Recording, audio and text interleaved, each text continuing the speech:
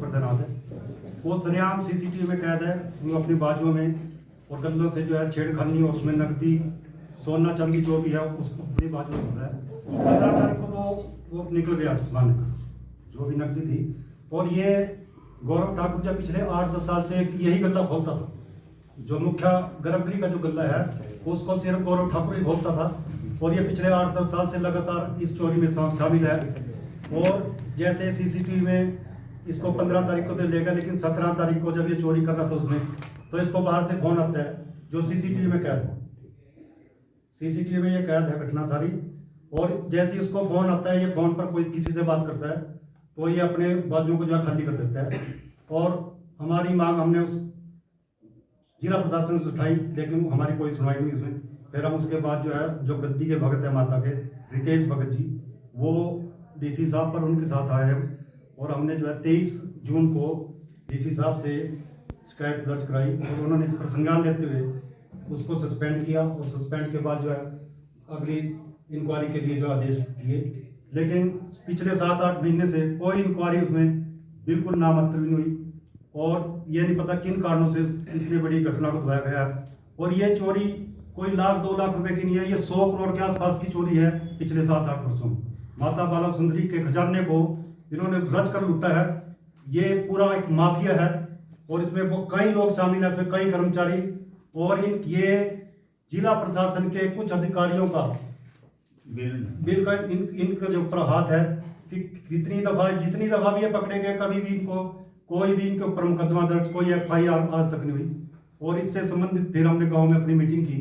जब अभी पिछले कुछ दिन पहले जो है गौरव ठाकुर को जो है बहाल कर दिया गया और वो तहसील में जो है अपने कार्य कर रहे हैं।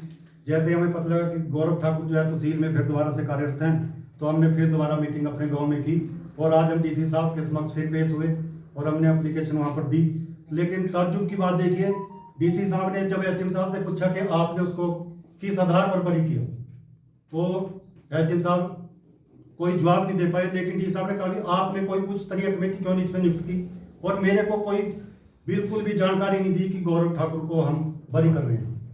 तो ये निचले जो कर्मचारी हैं, ये इनके ऊपर तहसीलदार SDM इनका हाथ था, इसलिए गल्लों से पूरी छेड़खानी पूरी चोरी कर रहे थे। लेकिन बहुत ही ताज्जुब की बात है कि जिलाधीश महोदय को भी नहीं इस घटना का पता कि वो बरी कर दिया फैसला। तो हमारी मांग है माननीय मुख्यमंत्री सुखविंदर सिंह सुक्खू जी से कि त्रिलोकपुर मंदिर की जो ये अनियमितताएं और चोरी, जिसमें डॉलर भी कई लाख के गबन है, कई लाख के डॉलर गबन है, उसमें भी कोई FIR, कोई इंक्वायरी, कोई कुछ नहीं।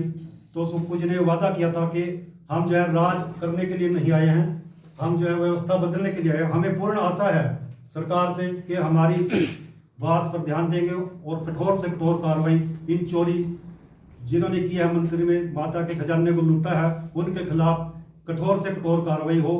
और जो भी इसमें शामिल है, क्योंकि ये बहुत बड़ी चेन है, इस चेन का पूरा पर्दाफाश होना चाहिए। और DC साहब ने हमें बहुत पहले भी सहयोग किया और आज फिर सहयोग दिया, इसके लिए हम उनका धन्यवाद करते हैं। लेकिन देखिए दुर्भाग्य कितना है कि जैसे इस घटना की इंक्वायरी में जिस दिन चोरी की घटना घटती है, तो जो आज से पहले तहसीलदार थे वो त्रिलोकपुर जाते हैं और टेंपल के जितने कर्मचारी है जो 4th क्लास है, उनको यात्री निवास में बुलाकर बंद कमरे में उनको धमकाया गया कि आपने कोई जुबान नहीं खोलनी इस चोरी के खिलाफ, अगर आप बोलते हैं तो मैं आपके खिलाफ एक्शन लूंगा। तो ये बिल्कुल तहसीलदार SDM पिछले और जो हमारे एडिशनल SP बबीता रानी जी था, उनका भी पूरा इन चोरों के ऊपर पूरा हाथ था। इसमें हमें बिल्कुल कोई भी भय नहीं है। इसमें सरेआम उनकी शरण में थे सारे चोर और उन्होंने रच कर लुटा है।